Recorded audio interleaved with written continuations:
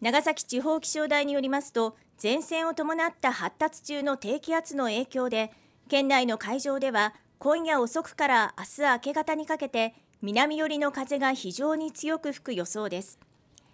各地の最大瞬間風速は長崎県北部、壱岐・対馬、五島の海上でそれぞれ30メートルが予想されており、各地には暴風警報が出されています。